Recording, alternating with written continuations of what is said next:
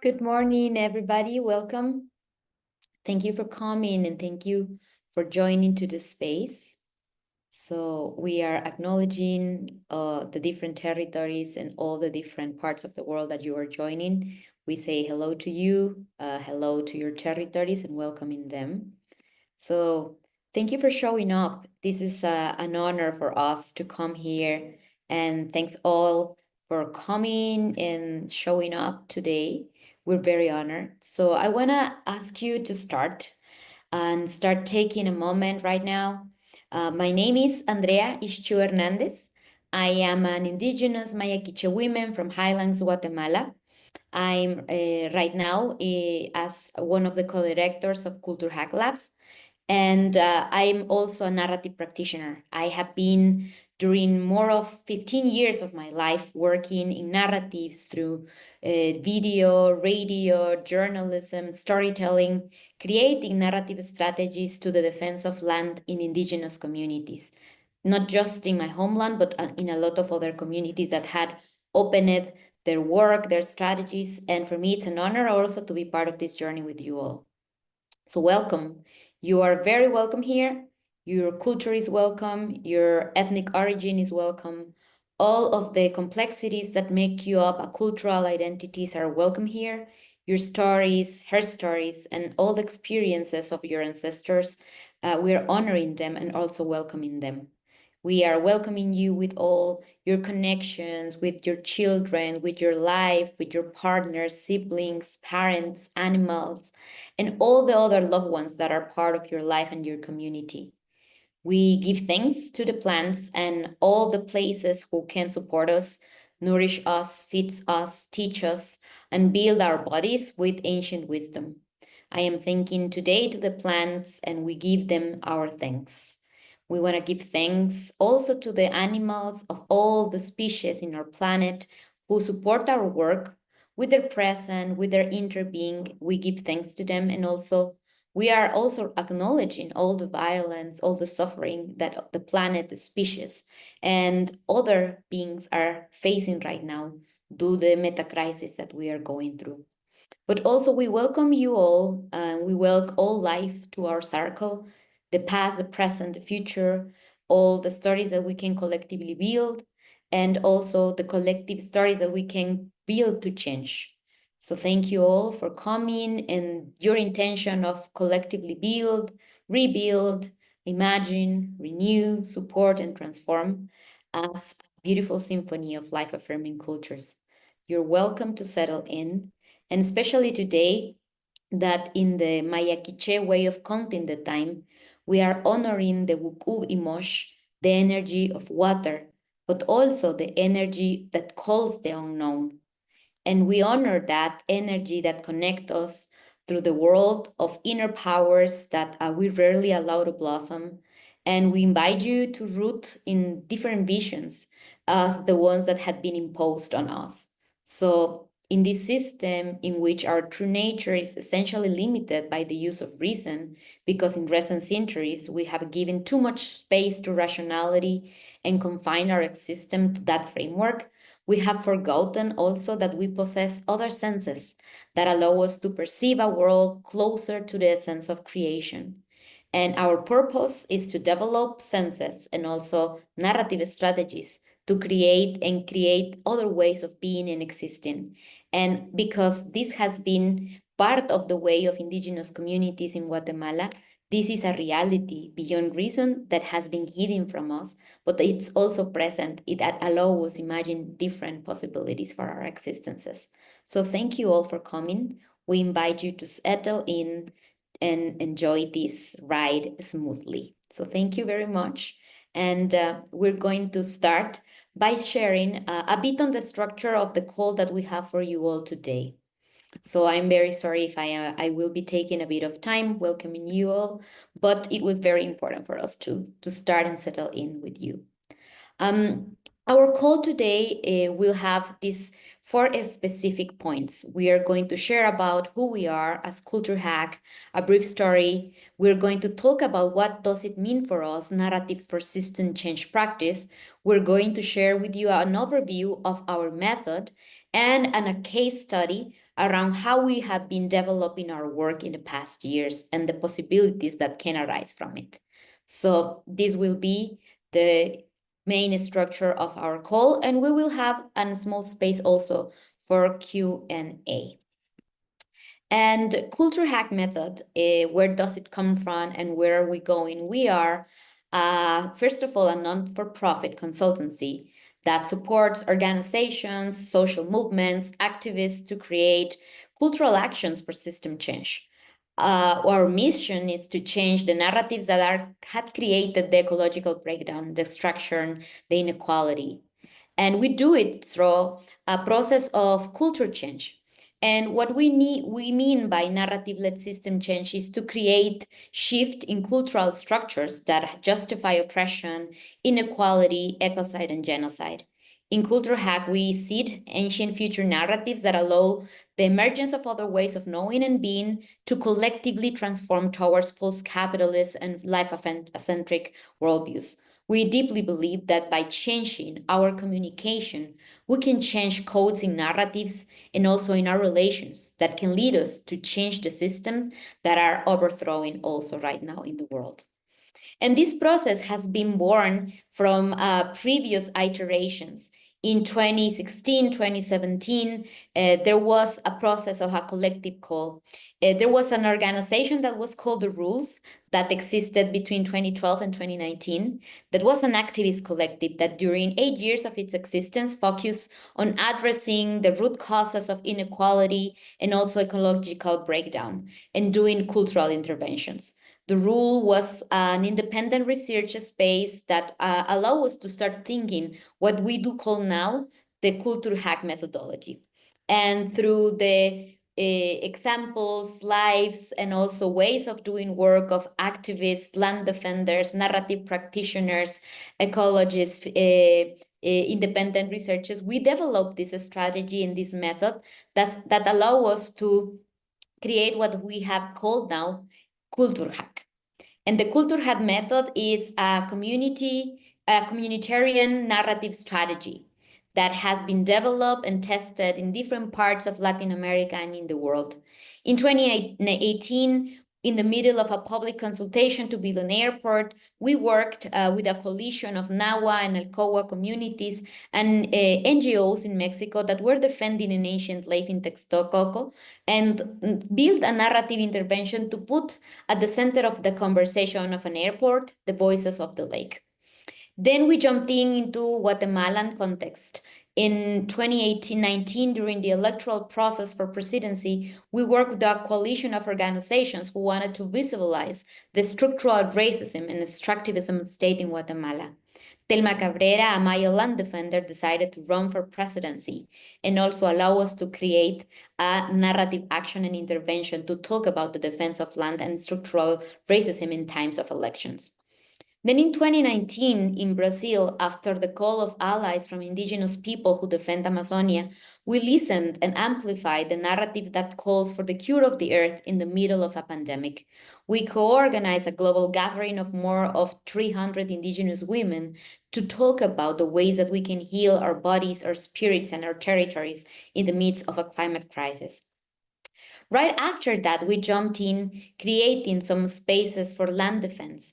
And during the 2021, the Futuros Indígenas and the Mesoamerica Action, together with land defenders from different regions and indigenous nations of Mesoamerican region, co-created narratives to put at the center of the climate crisis conversation the voices of the living solutions that already exist in our territories. Then in 2023, we, together with land defenders from Turtle Island, Mesoamerica, Caribbean Island, and Pacific Island, gathered to hack the narrative of land ownership. And together we called Land Back to Right Relations as a global transition to liberate ourselves with Mother Earth through a process that we call Back to Land. In 2024, we were working the pathways to regenerative futures beyond the carbon fixation. Through a process of research, we were setting out our intention of finding pathways to liberate land, waters, ecosystems, and communities for the enclosures of capitalism and colonialism. So the process that we have been going through these years of going into practices with communities, with research, with listening process is what we do so-called the narrative culture hack method. So we want to overview a bit of what has been going on in our process. And I am welcoming now our mate to come and join to share what is this narrative for system change. So welcome, welcome. Hi everyone, I'm Tiffany. I'm part of the Culture Hack team based in Berlin at the moment. It's great to see you all here. Welcome. And yeah, I'm going to be running through the fundamental concepts of narrative-led systems change. So if you move to the next slide, we'll see that essentially narrative-led systems change is based on the principle that if you change the narrative, you change the system. So here are some basic concepts. We will explore some today in more detail, but in sum, for now, at the most fundamental level, we're working with systems, which are made up from dynamic interactions. And these interactions form networks, which are coordinated nodes like people, platforms, institutions, and so on, that shape and spread meaning. And within these networks, we find narratives, which are the linguistic and semantic structures that we use to make sense of the world. And narratives aren't just discursive, they really shape culture and perception and power. And together, these narratives make up the narrative space, where narratives kind of co-live and interact with each other in a specific time frame. It's almost like a public discourse full of competing logics and worldviews and meaning systems. And finally, we always work towards syntropy, the movement towards life, coherence, and complexity. And this is always our aim as narrative practitioners. This is kind of an evolution towards life-centric, regenerative, and relational cultures. And if we move to the next slide, we start with a definition of systems. So in more detail, systems are groups of actors and materials that are coordinated in a purposeful way. They have inputs, processes, and outputs, and they can be found across ecological, social, economic domains, shaping and being shaped by these dynamic interactions. And it's worth noting that our understanding of systems is rooted in systems theory, complexity science, evolutionary theory, which are all fields that explore how complex systems evolve and self-organize and adapt over time. Next up is a definition of narratives. They are interpretive social structures that frame our experience and help us make sense of everyday reality. And we'll dive deeper into this in a bit, but it's worth highlighting two elements here. One is that narratives frame what we see, and two, they guide what we do. So they have material effects, and much of this happens on an unconscious level. And again, it's worth noting that our understanding of narratives is very much rooted in the field of embodied cognition, which is part of cognitive science that sees thinking and perception as arising from an interplay between the brain and the body, rather than just being confined to the mind alone. On to the next slide. So again, narrative-led systems change. The core idea here is that when you change the narrative, you change the system. In other words, by shifting narratives, which are kind of shared cognitive maps and values that sustain a certain system, we can then redefine what is possible and ultimately reshape the system itself.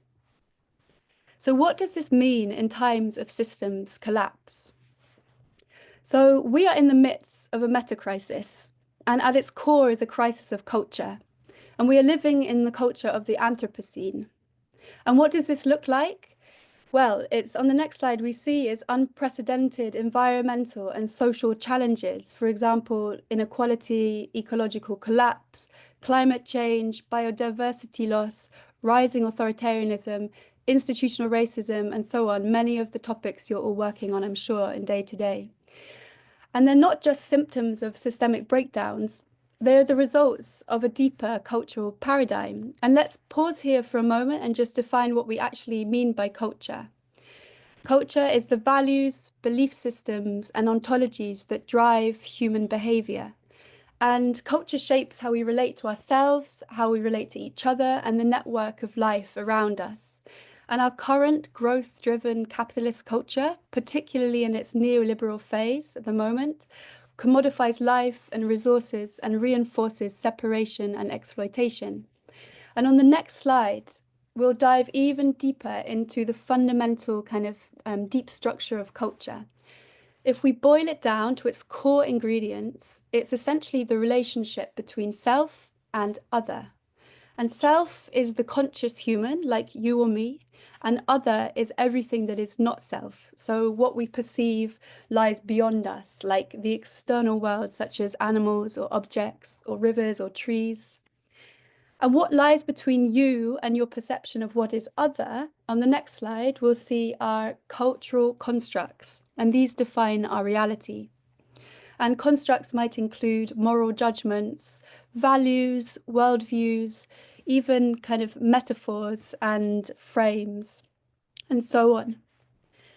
And on the next slide, this summarizes what I've just mentioned, but your essential takeaway here is that the relationship between self and other is mediated through cultural concepts. And we, as narrative practitioners, aim to shift these cultural constructs. So let's move on to an example. We can understand the deep structure of a culture, or the relationship between self and other, by making observations in its context. On the next slide, we can see that humans make up 0.01% of the biomass on the Earth. And through the advent of industrial revolution and globalization, humans have managed to wipe out 83% of all wild mammals and cut the plant biomass in half during our time on the planet. And we can infer from this, on the next slide, that dominant Western cultural constructs often frame anything that's non-human as other, so something that's separate from us. In this case, nature, animals, ecosystems, and so on. And this separation is carried through the construct, nature is a resource, which justifies this extraction and destruction. On the next slide, let's loop back to narratives. How does it relate to narratives?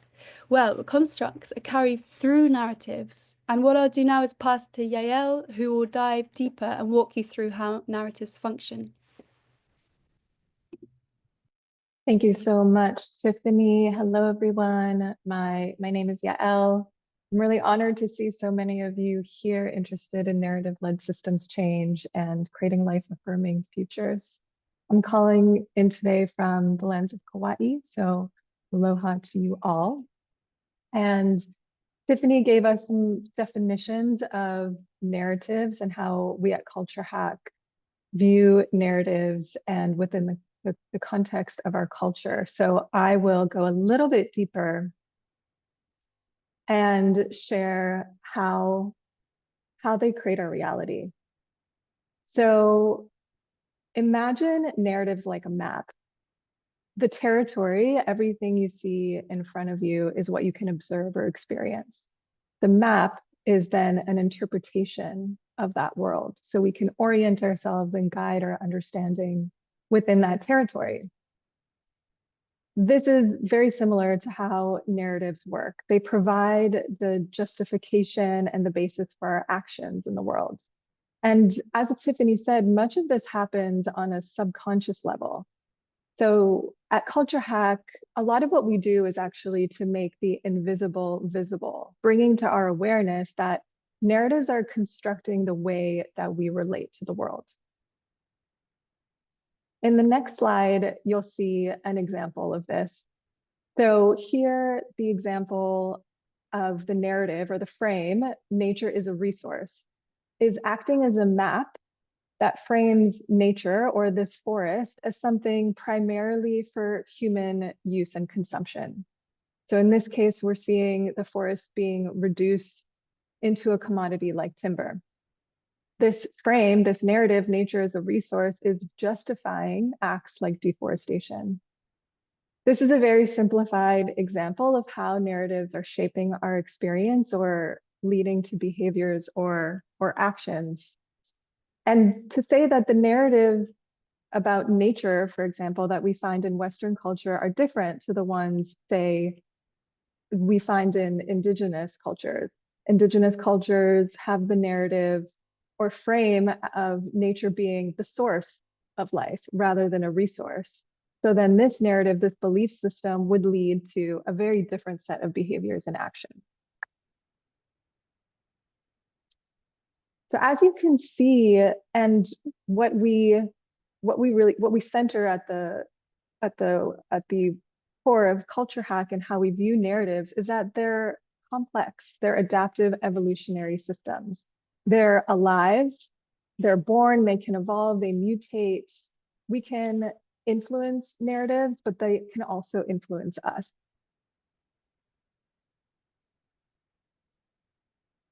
As Tiffany mentioned, the narratives are interpretive social structures that we use to make sense of the world. And so they can start in individual actors, but then spread and grow and have a network effect until they become an actual narrative form on its own. Again, they're alive and they animate our reality, whether we're conscious of it or not. In that way, they dictate our beliefs and behaviors, and they live through our everyday actions. So as much as we are creating narratives and experiencing the world through those frames, they are in turn creating us and dictating how we navigate this reality. So now that we've shared a little bit more on narratives, how they construct our reality, we'll spend a moment contextualizing this. In a cultural context of systems collapse, how do we as narrative practitioners move narratives towards a place of system syntropy?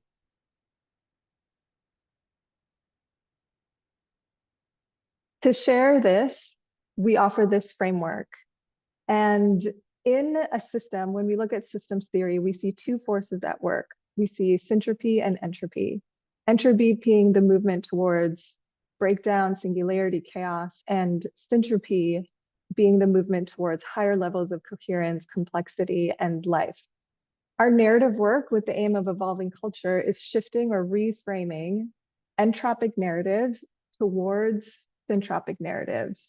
Entropic narratives being characterized by fragmentation, conflict, destruction, us versus them, towards syntropic narratives characterized by animistic, relational, and interconnected worldviews.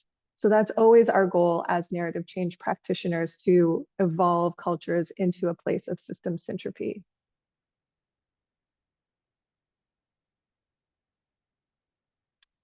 Our approach to narrative-led systems change is rooted in the principle of justice plus ontoshift. You'll hear us bringing this forward through our work, and we believe that in order to transition out of the meta crisis that we're in, we need to address structural inequities, challenging systems of oppression, redistributing power, and repairing harm. This is the work of justice. But justice on its own is not enough. To move beyond systems that have created the meta crisis, we need a parallel shift in ontologies. Ontologies are the ways in which we view, understand, relate, and sense the world. And so this means rethinking the very foundations of how we've constructed reality, what we value, and how we understand our place in the web of life.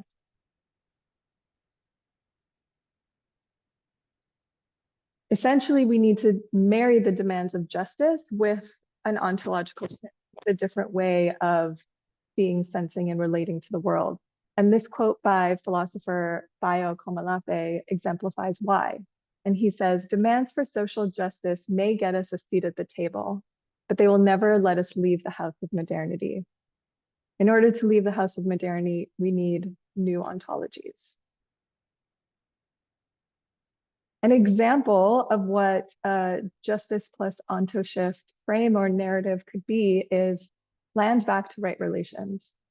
This emerged from research we conducted on the land ownership narrative in collaboration with a group of indigenous land defenders from Abiyala, or what is known as North and Central America. In a dominant culture defined by land ownership, the call for land back is a necessary reframe towards justice. But this still operates within the paradigm of ownership, within the paradigm of possession. So when we undergo an onto shift, seeing land as beyond property, seeing land as kin, as mother, as source, we begin to move beyond land back to right relations. So what might this look like in practice, and how does this relate to systems change? So for example, the Center for Democratic Environmental Rights has developed legal frameworks that allow land to own itself, recognizing its inherent rights and creating sovereignty for land. And our allies at the Center for Ethical Land Transition are supporting title holders in the sacred act of relinquishing land and restoring relational accountability with Indigenous peoples of those territories. So you can learn more about this narrative research on our website in one of our published issues, and we'll be sharing more about this to come in the next presentation and in the fellowship as well. But wanted to give an example of what we mean by a justice plus onto shift and what is at the core of our approach to narrative-led systems change.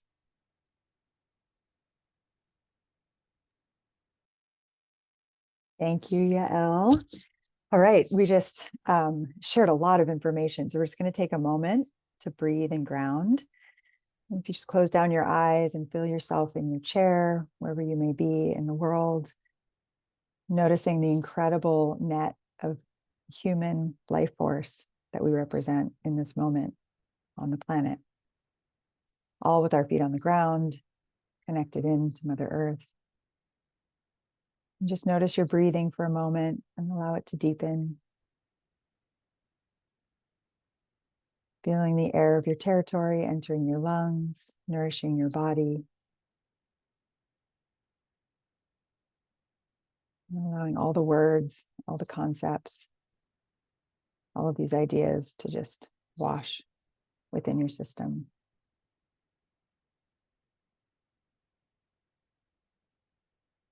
And let's take 2 deep breaths in together with your spine straight, feet planted on the ground, deep into the belly, and release. And on this next breath, breathing in your love for this earth, your commitment to life-centric futures, and releasing. We can open our eyes back up again to see each other.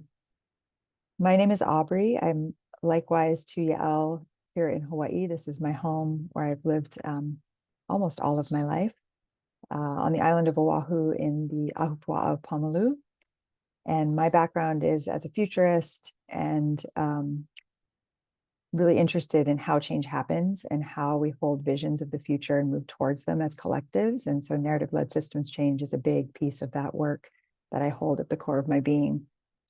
Just, it's such an honor and so profoundly touching and exciting to see this many people interested in this work, and just to know that in this moment of profound challenge that we're sort of holding each other, even though we may not have ever met, that we're all holding this shared vision, this shared, prayer, hope, dream of something different to emerge. So that in and of itself, to me, is narrative change happening as we speak. So mahalo for being here, mahalo for showing up, mahalo for all that you do in your worlds. I'm deeply grateful to each of you. I'm going to talk a little bit about our method. For those who end up applying for the fellowship or becoming part of the fellowship, this is what we'll spend, our time going through and working through together. So this is going to be a very brief overview. We also have our curriculum is open source and online. We'll share the links to that again in our follow-up emails, but all of this is available. We've done a lot of work to make this open and available to all. We're actually doing a curriculum refresh right now, so it's going to get even better. But the method is, deeply grounded in research that happened over many years, and it's developed into this form that you see here today that is an iterative, alive format, very similar to the way we speak about narratives being alive. The method is alive, so it meets the narratives in that way, and meets life in that way as an alive format that grows and shapes as you work through it. So I'll talk through each of these steps of the method, but just, grounding that it was developed by a whole collective of humans who've been doing this work for many years and hold justice plus onto shift at the core of the work. to dismantle structural oppressions by seeding regenerative futures. And go to the next slide, Betty. The first step in the method is called ask. And this is really about coming together, whatever it is that you're looking to think about in terms of the narrative shift, the narrative you're trying to create, the dominant narrative that you care about, that you want to create change around. Who is the we that is approaching this inquiry? So we spend a bit of time thinking about our point of view. So like, who is the we? What do we stand for? What are our political viewpoints? What are our value sets?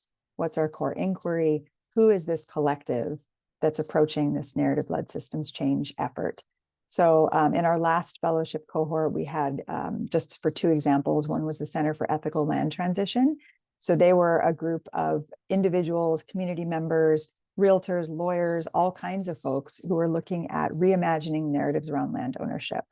So they were thinking about who is this we, what makes these particular realtors and lawyers different than, say, other realtors and lawyers, or the folks who want to be able to steward land. What makes us different? What is this we that we're trying to identify? And that point of view becomes really important because it allows you to think about who is in the collective that's doing the work, who are we trying to address, and who are we trying to shift. But it creates a boundary for creative inquiry that, again, you may, over time, as you learn more about the narrative you're seeking to address and shift, this may change as well. But we start with creating that point of view. Then we move into what we call the listening phase. And this is really like your data collection. This is getting out there, listening to what's actually happening on the ground. Narratives are stories, they're alive, they're being told in various ways. So there's different types of listening that we speak about. We speak about big listening and small listening. Big listening would be, more data-driven, maybe AI-driven, using different data analytical tools to understand big swaths of narratives that are happening out there in the world. And we teach different ways to use tools to do that. Then there's small listening, which has a variety of forms. So small listening can be interviews, it can be surveys, it might be reports, it might be your own sort of social media scanning, it might be holding in-person gatherings. It's ways to listen. We call it small listening because it's more interpersonal. So it's less large data-driven, more interpersonal listening. And again, this listening is just to understand what's happening out there. We may have preconceived notions about the narrative space, what's being said in a certain dominant cultural narrative that we're seeking to address. Again, that example of land ownership. Another example from our previous fellowship was the Wellbeing Economy Alliance. And that was a group of organizations who are looking to change the narratives around economies so they could center well-being. And what does that look like? That's a collective of organizations. So they're going out there and trying to listen to how are people speaking to the economy? What sort of words are being used? What sort of memes are being used? How are people thinking about this thing we call the economy? In the listen phase, we also, sorry, one more thing, better if you go back. In the listen phase, we also talk about narrative communities. So people will start to think about, what are the groups of folks who are talking about this narrative in different ways and identifying that, and will help you develop what we call a listening model. So we do a lot of work in this space around taking a moment, pausing, checking our assumptions, really listening to what's happening out there, and then using that as our data to drive forward our reframe and narrative change. So now you can go to the next slide, Betty. Thank you.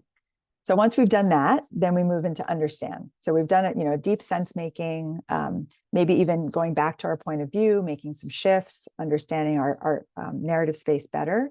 And then we actually map it. And we've got some incredible tools to help you think about how do you map what data you've collected. We use the Justice plus Onto shift framing to do that. We also talk about identifying the narrative communities, so groups of people that are having different kinds of conversations about the narrative space that you're analyzing. And we even map those against things we call attention, network, and power. So who's holding the attention in the narrative space, who's holding the networks, who's holding the power. And you're looking for things like you want to actually understand the dominant narrative deeper, and sometimes folks wonder, do I want to understand, the narratives that are counterintuitive to what I care about? Yes, absolutely. You're looking to understand the whole space. And then you're looking to understand the bright lights that might be existing out there that are blips on the screen of, really interesting new futures that are emerging, new ways of talking about the issue. So we do a lot of work in the understand phase to really map and understand the detail of the data we've collected. And that helps us think about what we call this window of discourse, which is if we're trying to shift a narrative, we're looking, okay, where are we now? Where are we sort of stuck in this narrative space? Where are we trying to shift to? And what's the window between that's a realistic space within which we can move the dominant narrative to something different? You know, systems change happens over time. So it's usually not something that happens overnight. That can happen, you can have like a spontaneous remission experience, but usually systems change is a long-term endeavor. So we're looking for the window of discourse that allows change to happen. Then we move into the recode phase, which is the really creative part, where we're looking to develop a narrative strategy. And back again to that example of the Wellbeing Economy Alliance, when they went through their narrative listening and understanding how people are speaking about the economy, they came up with, sort of 3 different ways of thinking about how do we reframe, mimetic structures about the economy. And they came up with 3 different means. One was well-being economy, which is what they've been using. One was post-growth economy, and one was an economy for all life. Then they went out and they tested those frames, and they actually found that an economy for all life was like heads and tails above the others. So, where they had called themselves even as an organization, the Wellbeing Economy Alliance, they found that terminology didn't resonate as well with the general public. So it's this phase is, again, testing, iterating, understanding what you've learned, going out into the world and seeing how does it land. We've got this picture of the dart and the target. It's like, what is really landing with folks? What's going to have ripple effects and start to create change in the narrative space so that you're changing the conversation, changing the culture through changing the narrative. And then we move to the hack. And that's, again, like the really creative fun part. You get it out into the world to seed culture change. And we're going to share in a minute an example of a hack, but it's a very creative process. It doesn't have really, a certain way of showing up in the world. It can show up in a variety of different ways. You might have a podcast, you might have an in-person gathering, you might have a social media campaign, you might have a big community action, you might have public art, might be a variety of these things. And in the next call, we'll actually dive into how we're going to frame this fellowship and sort of support a rhizomatic collection of hacks. So we'll be sharing about that on May 2nd. But it's really this idea of the creative process of, he's in here reforesting the narrative landscape. So what does it look like to plant these seeds that then start to change the way people think about, speak about, and actually act in terms of the narrative that you care about and shifting the dominant way of being. So what the hack? What happens next? It's a cycle of narrative actions and learnings. So, it can be an app, it could be a demonstration in the streets, a flash mob. It might be several years of movement building. The example we're going to share in a moment was a very long process, but it can take so many different forms. And this really is about shifting our inner mindset, understanding that narratives are alive, that they're complex, adaptive living beings, that we make the world all the time with the narratives that we hold, and then finding ways to bring that aliveness out into the world using creative means, using collective organizing. It's part art, part community action and community organizing, plus the science of the data collection. So yeah, that's a very brief overview of what we do at Culture Hack. And I will turn it over now to Fede to share about our case study. Thank you. Hola, everyone. I am Fede. I am from Mexico, specifically from Morelos, the lands that gave birth to the Zapatista movement 100 years ago. So I'm really grateful to be here, and I'm really honored for your presence. And what we're going to go through is a case study.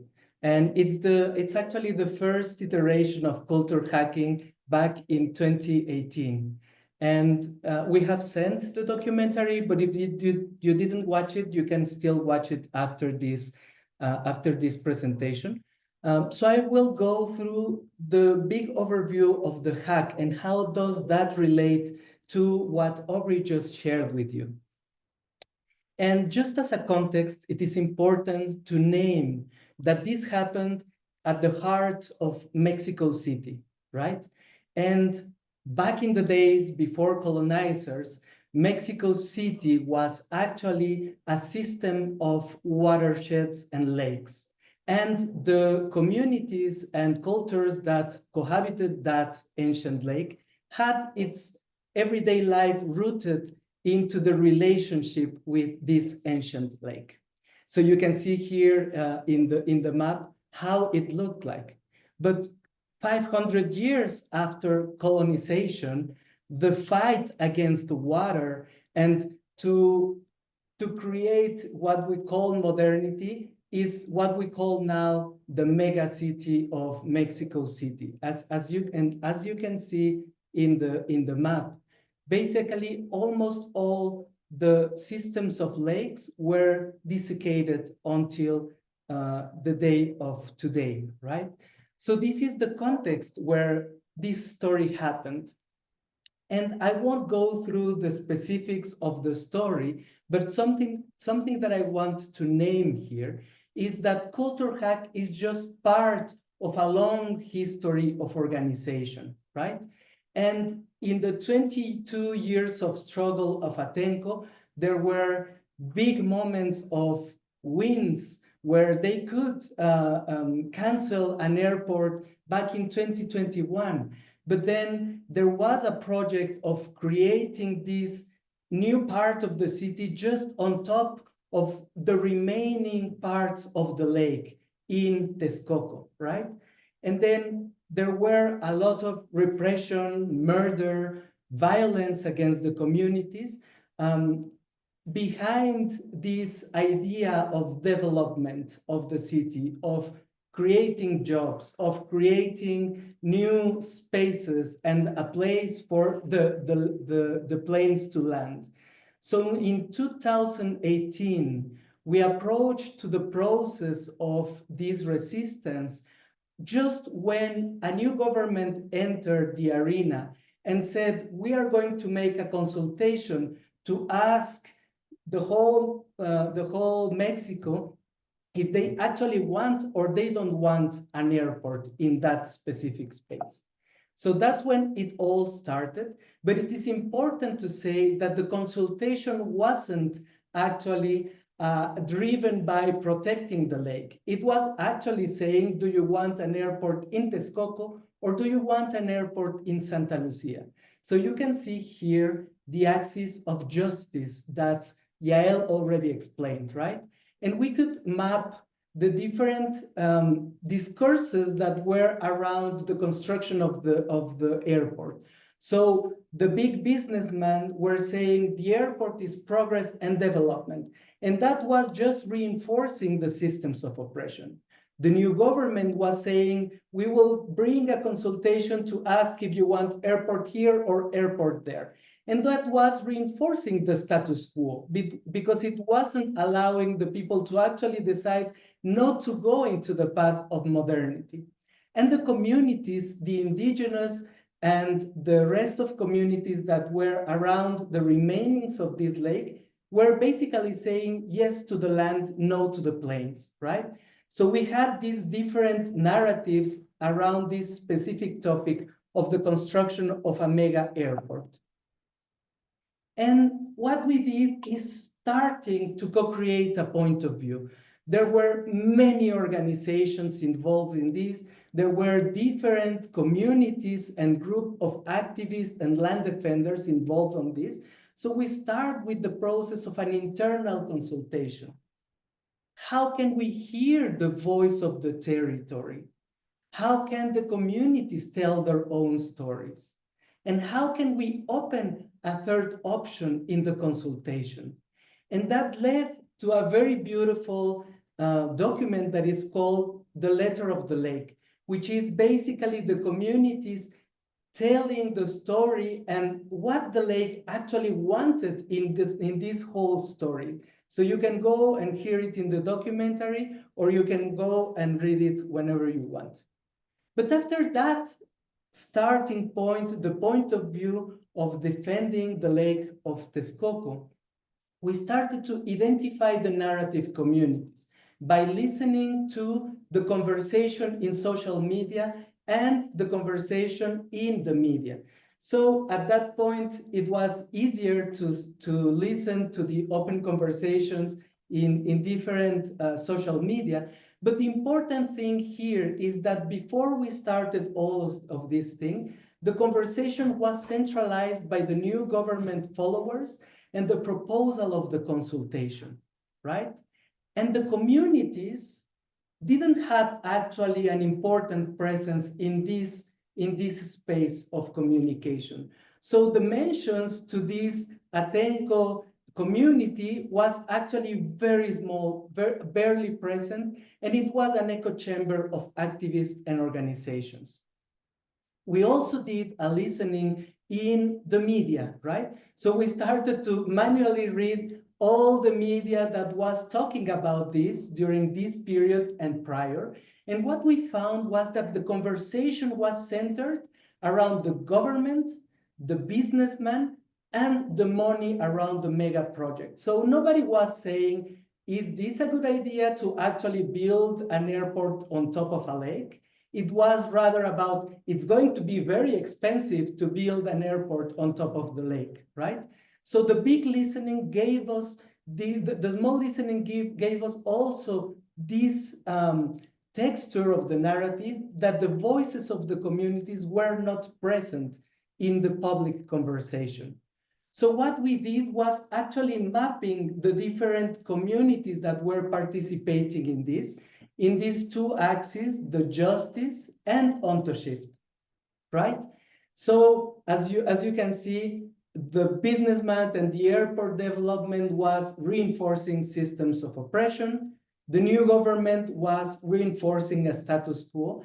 And the organizations and NGOs that were involved were talking about this from a very legal framework and perspective, right? So they were actually far away from the communities who were saying basically what we want to preserve here is the life, is the land, are the animals, and our way of existence. So this is where the culture hacking method came into place. So what we did was basically to reframe the narrative of the consultation. So instead of asking, do you want an airport here or there, we opened a third option in the narrative by saying, I prefer the lake. That was kind of in the middle point between what the communities were saying and where the big communities that could influence the narrative were saying. So we kind of found this middle ground in between. And then this is where the moment of organization is really important in the process of culture hacking.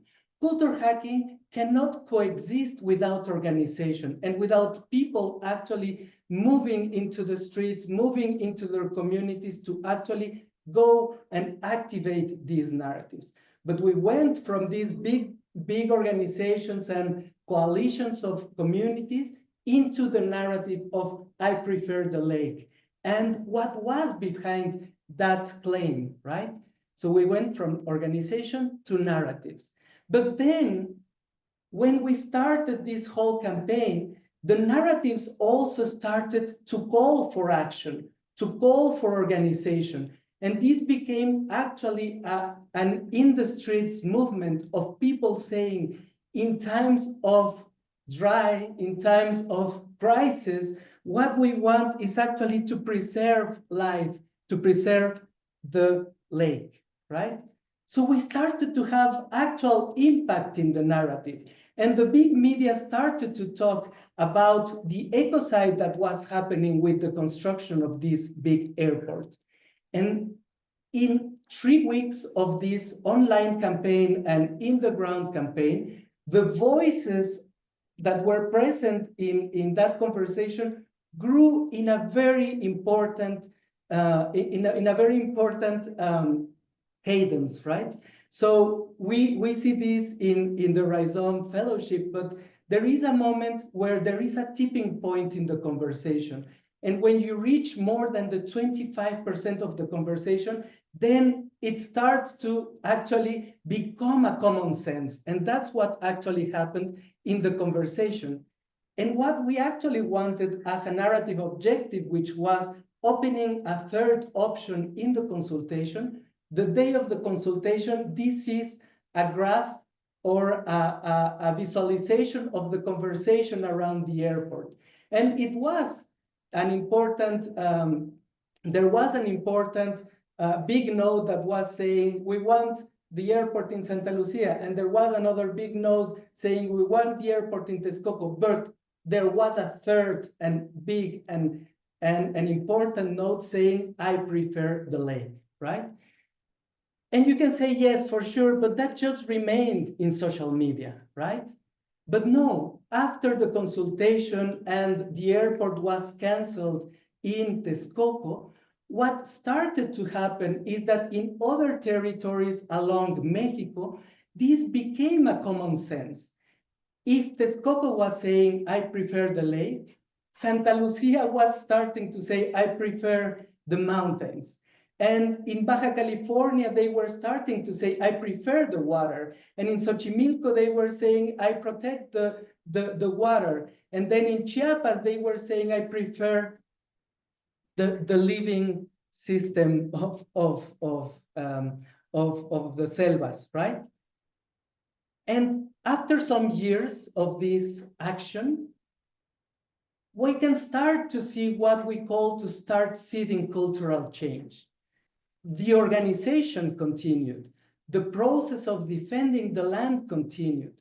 And after 20 years of resistance, Atenco actually rematriated the land and negotiated an ecological reserve, the ancient Lake of Texcoco, that is 41 times the size of Central Park. So this is not a small win. This is a big win for the existence of that lake and the systems of life that is behind it. So we want to share this story because this is where the culture hack comes from. And this is what actually we see that culture hack has the capacity to do, along with organizations and people who actually want to go out and defend Mother Earth and defend their communities. So I'll stop there. I'm sure there are many questions, but I will pass this to Aubrey, who will lead us to the end of this call and also to the Q&A. Thank you, Fede, and thank you, everyone. I'm seeing all these incredible things happening in the chat, people organizing themselves and finding collectives and threads and Telegram chats, and it's super exciting because this is what it's all about. The Rhizome is alive, and we are all part of it together. So just honoring that aliveness, really beautiful to witness. Our next call is on May 2nd. And just to clarify, apologies if we mixed, Central Standard Time with Mexico time. We've pinned this to Mexico time because it doesn't change in terms of when the time changes in some parts of the world. Here's our timeline for what's upcoming. We have today's session, the second open session on the 2nd of May. We've had lots of questions around whether you can watch the recording and still apply for the fellowship. The answer is yes. We do want people to be live if possible. For some folks, like today was Good Friday, they couldn't make it.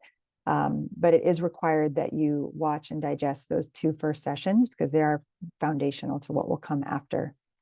And there were also some questions around, how it works to participate in the fellowship. We ask that, and whether there's a stipend, we ask that you fully commit if you plan to apply to the fellowship. We only have a limited number of seats. And it's a very active process. So just sharing that up front. On May 2nd, we'll open the applications for the fellowship itself. So if you decide to apply, that's when that will begin. And you'll have until May 16th to submit your application. On around June 6th, we plan to announce who's been accepted to the fellowship.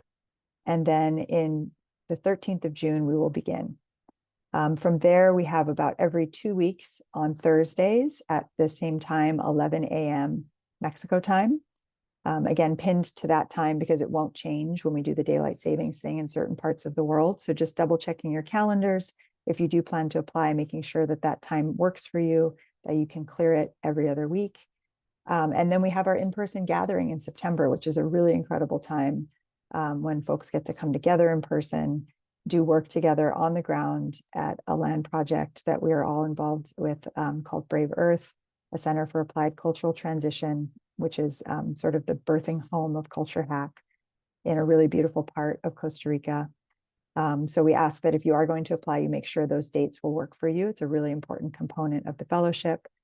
And then in November, late November, the Rhizome will end. And we'll speak more to the fellowship itself and, how it's going to flow and, the way that we've tied it to what we call the pathways towards regenerative futures.